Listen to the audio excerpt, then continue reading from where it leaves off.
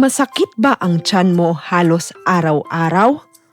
Yung tipong minsan sa itaas, minsan sa gilid, minsan sa puson.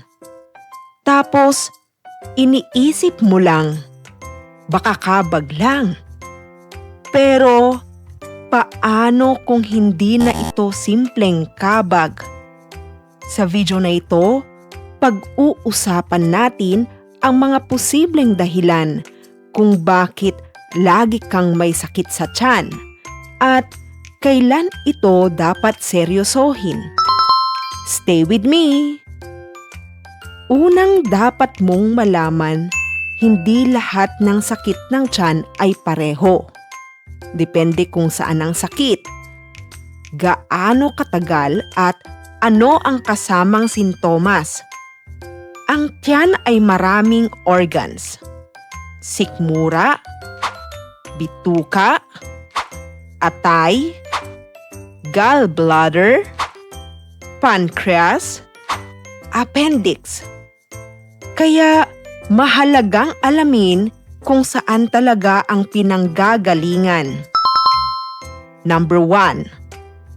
Acid reflux o gastritis.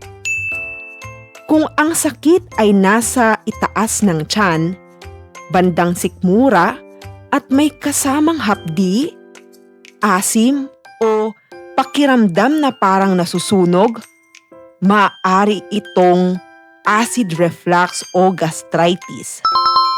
Common triggers: spicy food, kape, soft drinks, stress, hindi pagkain on time, puyat. Kapag lagi itong nangyayari, maaaring irritated na ang lining ng sikmura mo. Number 2. Kabag o indigestion. Minsan, simple lang. Kabag. Kapag mabilis kang kumain, mahilig sa soft drinks, o laging nakaupo, naiipon ang gas sa tiyan.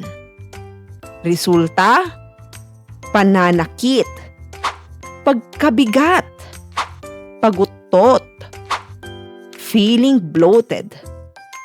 Pero kung madalas at hindi nawawala, hindi na ito simpleng kabag lang. Number 3. Irritable bowel syndrome o IBS.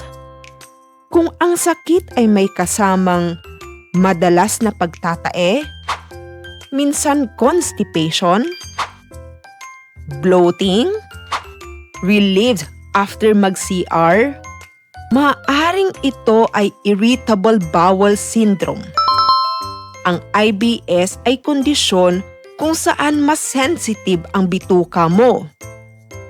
Trigger nito ay stress, certain foods, hormonal changes.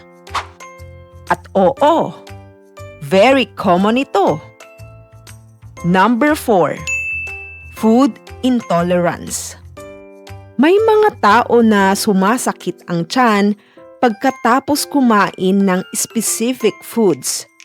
Halimbawa, gatas, lactose intolerance, maalat o oily foods, processed food, artificial sweeteners.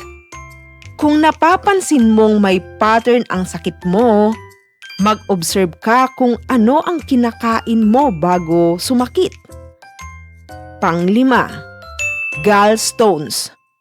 Kung ang sakit ay nasa kanang itaas ng tiyan, lalo na pagkatapos kumain ng oily food, maaring may gallstones ka.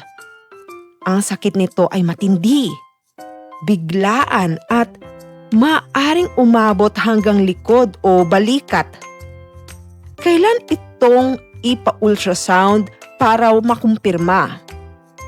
Pang-6, appendicitis.